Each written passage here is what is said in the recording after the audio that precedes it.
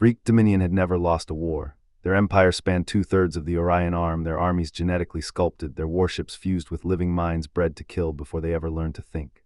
They didn't conquer for resources, they conquered for the right to exist, and now they had come for Earth. They sent one ship, not as an insult but as a declaration. One ship was all it would take. The ship was a cathedral of horror, organic metal shaped into spikes and thorns. Bristling with weapons, powered by a captive god mind they had harvested from a dead star. They did not demand surrender. They simply opened a channel and said, "Kneel." Earth's reply came in the form of one drop pod, just one. It screamed down from the upper atmosphere like a meteor, punctured the outer hull of the Dominion dreadnought, and ripped through deck after deck before finally coming to rest inside the central command spire. The Vraekt elite waited, weapons ready, claws twitching. Pod hissed steam, silence, then a single boot hit the floor.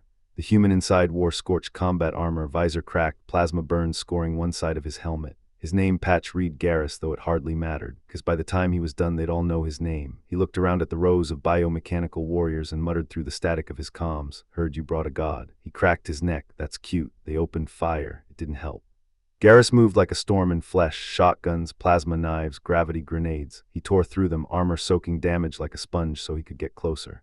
He didn't aim for the limbs, he didn't aim to disable, he went for the kill every time. Within 3 minutes, the entire command deck was silent, save for the gurgling of the last Vraekt choking on its own blood. Then came the god. It descended from the ceiling, twisting infinite wrong, a being made of light and logic.